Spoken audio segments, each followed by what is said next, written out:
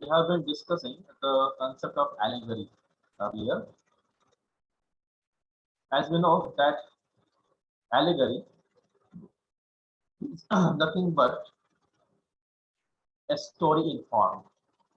The writer or the author wants to convey, wants to offer some message to the readers. One method is to give the message directly or through an allegory, means through a story. So allegory means a hidden meaning. As we discussed in our last part, that enterprise has been presented in the form of an allegory. What happens in the poem? That there is a group of men, and all men are set for some journey. We don't know the total number of people in the group. We don't know why they are going towards the destination. The destination is the sea, S-E-A, Samudra. Why they are going over there, we don't know. Right? So just the depiction of the journey is there in the poem. We don't know whether the members are males or females or having some children in the group. But one thing is sure, that the group is full of vigor, means they are quite fresh in mind. They are very excited. ज्याप्रमाणे आपण एखादी पिकनिकला जातो, ट्रिपला कुठे जात असतो, आपले सर्व मित्रमंडळी आपल्या सोबत असतात. आपल्या मनाची स्थिती कशी असते, तर आपण अतिशय आनंदी असतो. कारण का we hope that we would enjoy the company of one another. आपल्यासोबत आपले मित्र आहे आणि खूप मजा येईल अशी पॉझिटिव्ह भावना आपल्या मनामध्ये असते. So we don't think about the problems that we would face in our journey. आणि आपल्या स्पॉटला पोहोचताना आपल्याला काय काय अडचणींचा सामना करावा लागेल याचा आपण विचार करत नाही. कारण का इतके जण आहेत, we would solve the problem. That's the spirit. Right? So in the beginning of the journey, our mind is fresh, full of enthusiasm and spirit. They face hardships, difficulties, yet they do not lose their aspirations. As we know that in the beginning of the journey, we do not concentrate on the hardships, the problems or difficulties, because we have a strong feeling that with the cooperation of the friends, we would definitely solve the difficulties in our journey. So this is the first stage of our journey. The first stage is full of enthusiasm, full of freshness, right? But what happens after some time? The problem starts. That's the second stage of our journey. And the problem means the problem of ego, the problem of mistrust, the problem of differences of opinions among the members. प्रवास अतिशय छान सुंदर होतो. सगळ्यांचे मन अतिशय प्रफुल्लित असतात, फ्रेश आहे, मनामध्ये एकच भावना आहे, मित्र सोबत आहे, तर आपला प्रवास अतिशय सुखाचा होईल. पण थोड्याच वेळात काय होतं मग? ती भावना अशीच असते का आपल्या मनामध्ये? तर नाही. तर आपल्या मनामध्ये काय व्हायला लागतं मग? There starts a problem of ego. आपल्या मनामध्ये ज्या निगेटिव्ह भावना आहेत त्या सुद्धा असतात. जशा इगो आहे, जेलसी आहे, सुपॅरिटी कॉम्प्लेक्स आहे, मिसट्रस्ट म्हणजे संशय, डाऊट, हा सुद्धा आहे. पण हळूहळू जसा प्रवास पुढे सरकत जातो, आपल्या मनामध्ये तो फ्रेशनेस आहे तो जसा तसा असतो का बरं? त्यात फरक पडतो? ते उत्तर आहे फरक पडतो. जी भावना आपल्या प्रवासाच्या सुरुवातीला असते ती हळूहळू कमी व्हायला, एकमेकांसोबत असलेल्या तक्रारी, एकमेकांसोबत असलेले हेवे दावे, काय यामुळे काय होतं, त्या प्रवासामधला आनंद काय होतो, नष्ट होतो. पण हेवे दावे असेल, इगो असेल, मीच श्रेष्ठ, मलाच सगळं काही कळतं, अशा भावनामुळे काय होतं मग, there starts a problem in the journey. Right? So at the second stage of our journey, the problem starts within our mind, within our heart, and the problem is of thinking, the problem is of attitude. So when the thinking changes, when the positivity of thought is taken by the negativity, then there comes the problem of breakup. Right? That is disunity. Disunity. म्हणजे काय?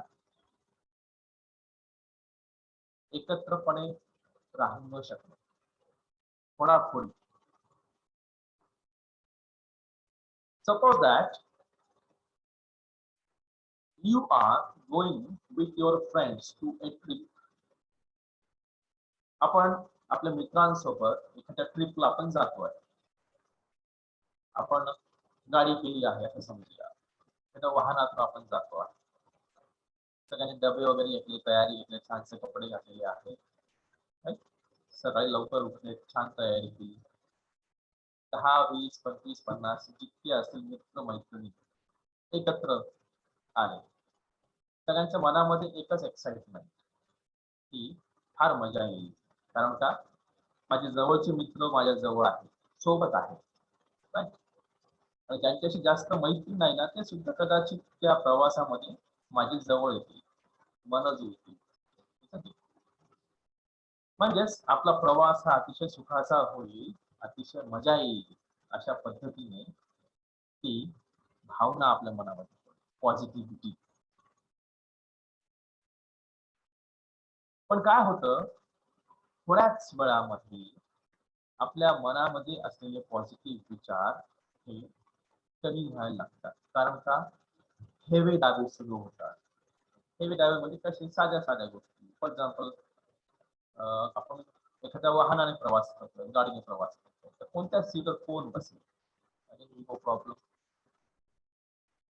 It's just an example. Okay, window seat कोणी घ्यावी, कोणी पुढे बसावं, कोणी मागे बसावं, कोणाच्या सोबत बसावं, ह्या सुद्धा गोष्टी आपला इगो जागृत करतात. मग इगो जागृत झाल्यानंतर काय होतंय मग, कंप्लेंट. म्हणजेच प्रवास सुरू करत असताना जी पॉझिटिव्ह भावना आपल्या मनामध्ये आहे ती हळूहळू काय होत चालते, निगेटिव्ह. ती काय होत चालते, निगेटिव्ह. त्याचमुळे आपण आपल्या मित्रांसोबत त्यांचा जो सहवास आहे, त्यांची जी कंपनी आहे ती एन्जॉय करू शकत नाही. करू शकतो का, तर नाही करू शकत. आपल्या मनामध्ये एकमेकांबद्दल आता कुरकुर सुरू होते. एखाद्या त्यामध्ये शहाणा असेल, मला जास्त माहिती आहे, मी जास्त हुशार आहे, असाही असतो. एखाद्या व्यक्तीला पैशांचा गर्व असतो, एखाद्या व्यक्तीला आपल्या शक्तीचा गर्व असतो, एखाद्या व्यक्तीला आपल्या सौंदर्याचा गर्व असतो. त्यामुळे superiority complex, inferiority complex, jealousy, envy, ह्या सगळ्या गोष्टी आपल्या मनामध्ये एकत्र येतात आणि काय होतं मग, फाटाफूट होते.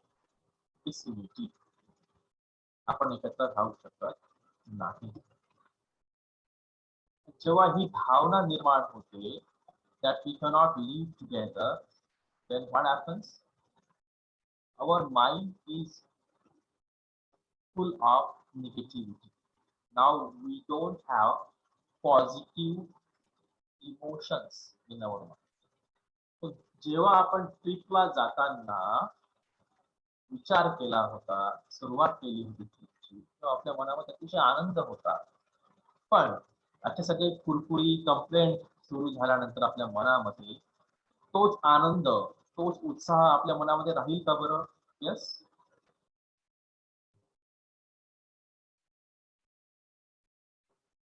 काय वाटतं तुम्हाला?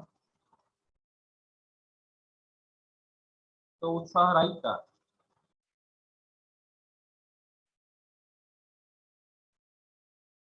Yes, Monika, what do you feel?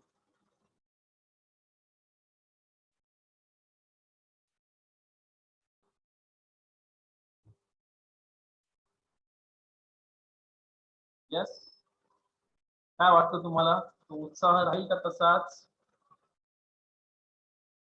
तर नाही राहणार. कारण आपल्या मनातल्या पॉझिटिव्ह विचारांची जागा कोणी घेतली तर negative thoughts. And this is the foundation of the present poem.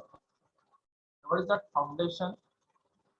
That in the beginning of every journey, our mind is fresh, full of positive thoughts. But what happens after some times, our mind becomes full of ego, full of jealousy, full of envy, and it automatically kills the feeling of positivity and the feeling of enjoyment. मग अशा कटकटी कुरकुर आपल्या मनामध्ये निर्माण झाल्या तर काय होतं? मग हा जर्नी काय कामाचा आपल्या? अशा पद्धतीने that journey, that picnic becomes useless.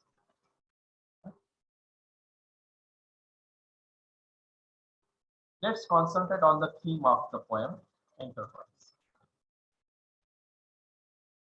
The theme of the poem revolves around a metaphorical journey to pilgrimage started by some enthusiastic people. The poet calls this journey as pilgrimage. Pilgrimage means Tirthayatra, going to visit some holy place. तीर्थयात्रेचा प्रवास. कवी या कवितेमध्ये एका group बद्दल बोलतो आहे. The poet is talking about a group, and that group has started a journey, and the poet uses the word pilgrimage in this journey. आणि हा त्यांचा प्रवास कसा आहे? तर मग एक तीर्थयात्रा आहे. आणि तीर्थयात्रेला पायी निघाले आहेत. समजूया आपण किती जण आहेत त्या ग्रुप मध्ये माहिती नाही. आणि त्यांनी त्यांचा प्रवास सुरू केलेला आहे. त्यांच्या मनामध्ये काय आहे? एन्थुझियाझम, आनंद आहे, उत्साह आहे. प्रवास आपण एकमेकांच्या साथीने करणार आहोत अशी पॉझिटिव्ह भावना आहे. The enterprise. So the here enterprise is the pilgrimage, the journey. So started in high spirit, means full of happiness, full of positivity, faced some setbacks in the middle. Setbacks means problem. Finally, when they reached the destination, आणि जी तेव्हा त्यांच्या स्थानावर पोहोचतात, final spot, they doubted. So their mind is full of doubt now. The importance of that troublesome journey. प्रवासामधला आनंद काय झाला आहे? आता नष्ट झाला. They realize its futility. Futility means uselessness. Uselessness. And concluded, home is where we have to gather friends. We could discuss this line at the end of the poem. So the poem Enterprise delivers a great message, and the message is that we should have positive feelings in our mind. Love, cooperation, brotherhood, freedom, all these things are very important to live life. But if you concentrate on the negative feelings like jealousy, right, like ego, then what will happen? The journey would be full of problems. This is the message of the enterprise point. That's the theme. Let's analyze the poem Enterprise line by line. And the poem starts with the lines like, it started as a pilgrimage, exalting minds and making all the burdens light. See, in the poem, the poet tells us that a group is there in the poem. They have started their journey. The poet calls it a pilgrimage. कवितेमध्ये एक group आहे. किती व्यक्तींचा group आहे ते कवी सांगत नाही. त्यांनी त्यांचा प्रवास सुरू केलेला आहे. त्या प्रवासाला कवी पिलग्रिमेज तीर्थयात्रेचं असं स्वरूप देतो. तीर्थयात्रा सुरू करत असताना आपल्या मनामध्ये समजा आपण एखाद्या मंदिरातही चाललो, शिर्डीला चाललो, राईट, शेगावला चाललो, फॉर एक्झाम्पल, आपल्या मनामध्ये कोणती भावना असते तर पॉझिटिव्हिटी, देवाचं दर्शन घ्यायचं आहे, आशीर्वाद घ्यायचा आहे, या विचार आपल्या मनात असतात. आणि आपल्या सोबतचे सहकारी असतील, सहकारी कोण, फ्रेंड्स असतील, रिलेटिव्स असतील, नेबर्स असतील, फॅमिली असतील, ठीक आहे, we behave positively with them. आणि आपल्या सोबत जायचं आहे असा विचार असतो. आपल्या मनामध्ये एक चांगले विचार असतात, पॉझिटिव्ह विचार असतात. So it started a pilgrimage. तीर्थयात्रा सुरू झालेली आहे. सुरू होताना आपल्या मनामध्ये कोणत्या भावना असतात? Exalting minds. Exalting means positive feelings, freshness, spirit, positivity. दुसरा याचा आपण अर्थ असा काढू शकतो, जेव्हा आपला जन्म होतो, when we come on this earth, जेव्हा आपला जन्म होतो, आपण सुद्धा आपला आयुष्याचा प्रवास सुरू करतो. म्हणजेच काय? पिलग्रिमेज. आपलं मन जे असतं, लहान बाळ, त्याचं मन कसं असतं? एक्झॉल्टिंग, म्हणजेच फ्रेशनेस, पॉझिटिव्हिटी. लहान बाळाच्या मनामध्ये कोणतीही पाप भावना, चुकीची भावना, जेलसी, ईर्षा, एन्व्ही, राग येत नाही. त्या बाळाचं मन निष्पाप असतं. आपल्या आयुष्याची जर्नीचा सुरुवातही आपण अशाच पिलग्रिमेजने करतो, असं सुद्धा आपल्याला इथे अर्थ काढता येईल. जर आपला जन्म होतो किंवा एखाद्या बाळाचा जन्म होतो, त्याचं मन अतिशय स्वच्छ असतं, पवित्र असतं.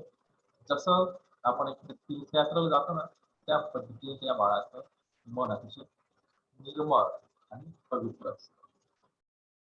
आपण वेगवेगळे अर्थ इथे काढू शकतो. Right, so pilgrimage is started. Having said that, it had noble aim and a lofty goal. Noble aim. आपला हेतू काय आहे? पिलग्रिमेज. तीर्थक्षणी जायचं आपल्याला. सगळ्यांचा हेतू कॉमन आहे, सारखाच आहे, एकाच रस्त्याने जायचं आहे. So why don't we come together and start the journey? मग आपण एकत्र येऊनच जर्नी सुरू करायला काय हरकत आहे बरं? एकत्रच जाऊया ना, मजा येईल. एकटे एकटे जाण्यामध्ये काय अर्थ आहे, असा विचार आपल्या मनात. आणि दुसरा अर्थ आपण असंही काढू शकतो, जे लहान बाळ आहे ते एकटं राहू शकत नाही, किंवा आपण कोणीच एकटं राहू शकत नाही. आपल्याला कोणाच्या तरी संगतीची गरज पडते. As you know that we are all social animals. आपण मोठे झाल्यानंतर काय होतं, पण आपण एकटं सुद्धा राहू शकतो, कोणाची गरज नाही या गर्वामध्ये. लहान बाळाचं तसं नाही. The kid or the child needs the care and attention and the company of others. त्याची त्याला गरज आहे. लहान बाळ त्याचा हेतू काय, मग त्याच्या आयुष्याचा प्रवास सुरू केलेला आहे, तो आता हळूहळू पुढे जायचं त्या प्रवासामध्ये. त्याला कोण पाहिजे, तर त्याचं कुटुंब पाहिजे, आई पाहिजे, वडील पाहिजे, अशा पद्धतीने. दुसरा अर्थ म्हणजे काय, आपला फिल्डिंग ग्रुप मध्ये सगळ्यांचा एकच टार्गेट आहे, एकाच ठिकाणी आपल्याला जायचं आहे, आपण सोबत जाऊया. That's the thing. Their mind is full of positivity. Jealousy, राग, हेवा, right? हे त्यांच्या मनामध्ये अजून आलेली नाहीये. म्हणून त्याचं मन कसं आहे, शांत आहे, पवित्र आहे. ज्याप्रमाणे एखाद्या लहान बाळाचं असतं मन, त्या पद्धतीने. So all the members of the group were excited. All the members of the group were excited. And why they are excited? Because their mind is full of freshness. Mind is full of positive feelings. Right? आणि आपण एकत्र चाललोय, खूप मजा येईल, प्रकारच्या अडचणी आपण सॉल्व्ह करूया, सुख दुःख वाटून घेऊया, अशा पॉझिटिव्ह विचारांनी तो आता प्रवास सुरू झालेला. आणि पवित्र असं मन आहे, त्याचमुळे कविताला पिलग्रिमेज, पवित्र अशी यात्रा त्याला नाव दिलं, कारण त्यांचं मन पवित्र आहे. So the mind of the members of the group is free without any burden. त्यांच्या मनामध्ये कोणतंही ओझं नाही, मन स्वच्छ आहे, कोणतीच कंप्लेंट नाही. So the poet is telling us that in the journey of our life, we start with a clean mind. But what happens after some time, that clean mind is corrupted. आपण आयुष्याचा प्रवासही काय करतो, अशाच पद्धतीने सुरू करत असतो. पण काय होतं, काही कालांतराने आपल्या मनामध्ये सुद्धा निगेटिव्हिटी तयार होते. That's the problem. It's true that our mind has many positive as well as negative feelings, negative attitudes also. So on one hand, we have love in our mind, cooperation in our mind, brotherhood in our mind, freedom in our mind. And on the other hand, we also have jealousy, we also have anger, we also have envy. Envy means heva, envy, right? We also have ego in our mind. So nobody is there in the world who is free from negative thoughts. Nobody is there in the world who is free from ego. Nobody is there in the world who is free from jealousy. So we have in our mind positive feelings also and negative feelings also. So the point is that it is up to us to decide which feelings we should allow to enter in our mind. आपल्या मनामध्ये positive विचार असावेत की negative विचार असावेत, हे ठरवणारा कोण आहे, तर आपण स्वतः. आपण प्रेमही करू शकतो, मैत्रीही निभवू शकतो, एकमेकांना मदतही करू शकतो, म्हणजे पॉझिटिव्ह फिलिंग्स. दुसऱ्या बाजूला संतापही आहे. संताप आपण केलाच नको असं तर होणार नाही, तो रागही येतो. पण 24 तास संतापच करत राहिलं तर कसं होईल, नॉट एक्सपेक्टेड. थोडा संतापही आणि जास्त प्रेम, आपलं जास्त फोकस हे पॉझिटिव्ह फिलिंग्स कडे असलं पाहिजे. हे कवीचं मत आहे, आपणही त्याला ऍग्री करतो. Whenever our mind is full of positive feelings like love, like friendship, like cooperation, like helping nature. Yes, our life becomes comfortable. That's the thing. But on the other hand, if we accept negativity, negative thoughts, negative feelings like jealousy, like ego, like superiority complex, me म्हणजे श्रेष्ठ, then our mind is polluted and many problems are created in our life. आपल्या आयुष्यामध्ये अशा बऱ्याच अडचणी येत असतात. आपलं मन प्रदूषित होतं. कवी इथेच बोट ठेवतोय. कवी म्हणते हा ग्रुप जो आहे ना कवितेमधला अतिशय स्वच्छ आहे, निर्मळ आहे. जो एखादं लहान बाळच त्याचं मन स्वच्छ आहे, मनावर कोणतंही ओझं नाही. Right? So that's why they are not worrying about the problems in their journey because they are sure that the group will have cooperation. The group will have helping nature, right? And that's why the group is united. The group कसा आहे, एकत्र आहे, एक आहे. आपण याला कुटुंब सुद्धा म्हणू शकतो, फॅमिली. प्रत्येकाला कुटुंब आहे. कुटुंबात आई आहे, वडील आहे, पत्नी आहे, मुलं आहे. हा सुद्धा काय आहे, एक ग्रुप आहे.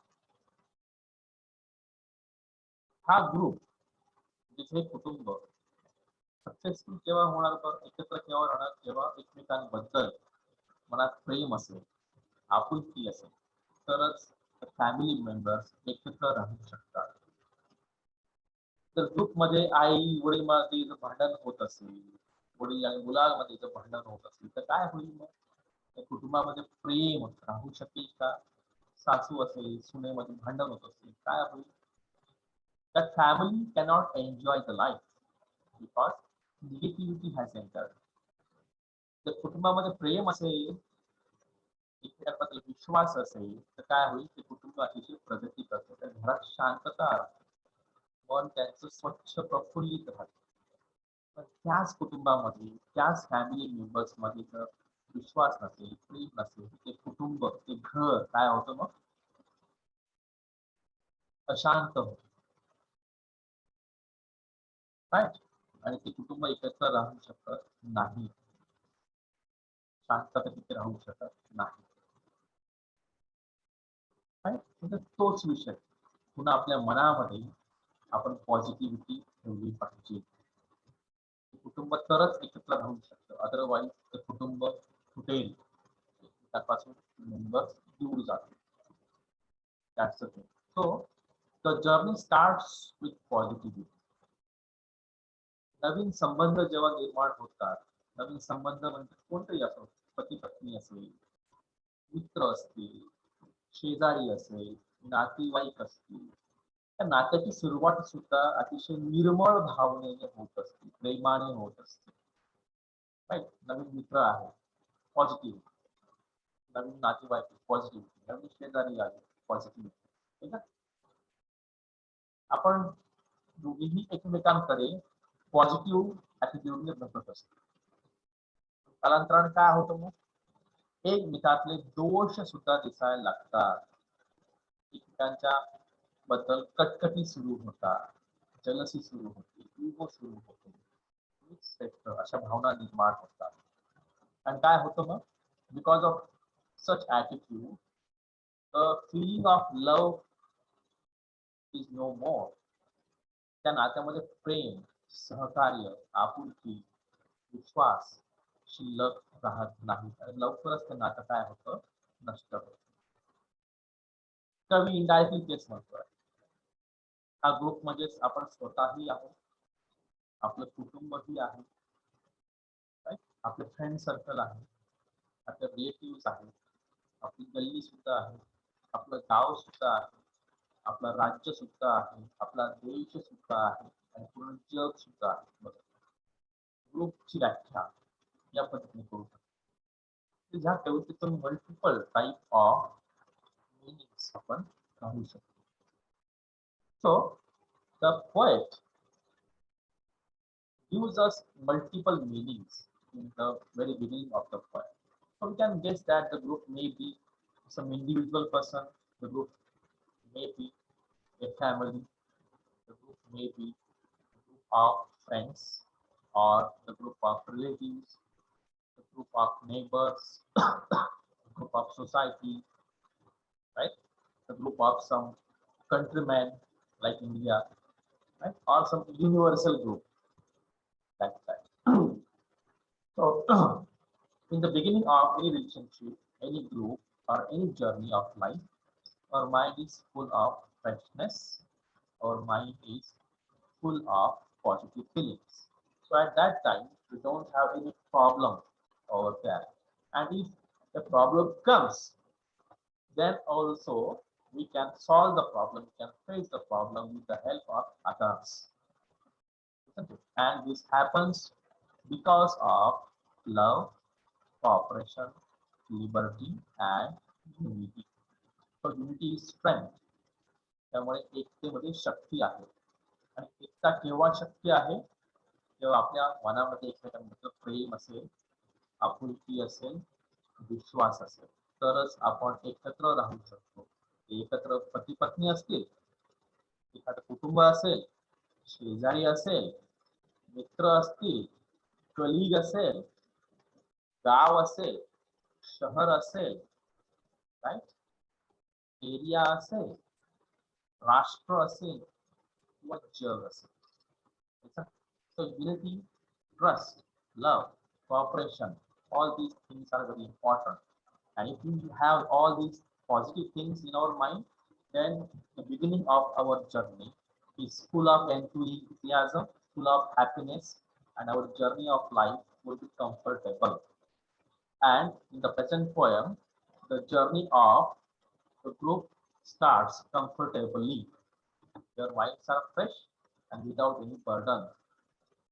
Okay, so let's stop over here. We will continue the discussion of the next part of the poem, the next discussion.